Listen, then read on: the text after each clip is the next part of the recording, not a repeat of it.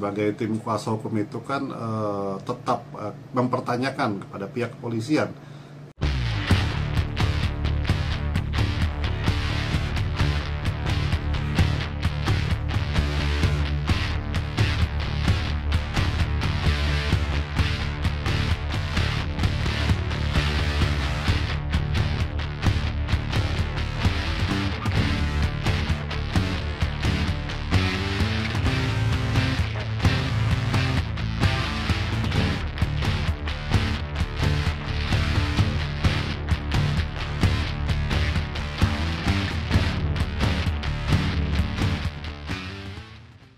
Yang memang dari awal kami sebagai tim kuasa hukum itu kan tetap mempertanyakan kepada pihak kepolisian, karena dari 3 terduga DPO itu sudah jelas perannya masing-masing, ini gimana, yang lain seperti apa. Karena kalau misalkan tiba-tiba dianggap fiktif, berarti kan semua amar putusan, semua putusan-putusan dari pengadilan, dari pihak kepolisian sendiri pun kan semua berarti kan harus berubah.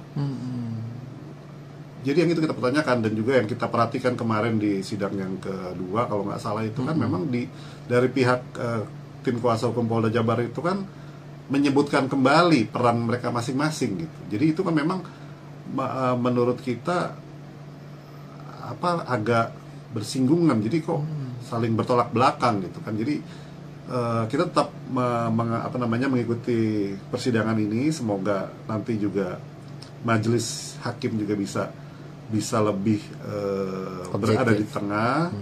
Jadi kita bisa mengetahui apakah itu memang Peggy yang dimaksud atau bukan Peggy yang dimaksud. Jadi tapi kalau misalkan bukan, ya tolong dibebaskan. Kalau memang iya gitu kan, ya tetap harus berarti dicari. Kan tetap harus dicari yang 2 terduga DPO ini gitu kan. Karena dari pihak Polda Jabar sendiri, kuasa hukumnya itu kan menyebutkan lagi gitu kan. Jadi sebetulnya mana yang benar gitu. Tidak konsisten berarti ya Pak? Iya, tidak konsisten. Dari awal disebutkan fiktif, tapi kemarin di persidangan disebutkan kembali, berarti itu lengkap dengan peran-perannya.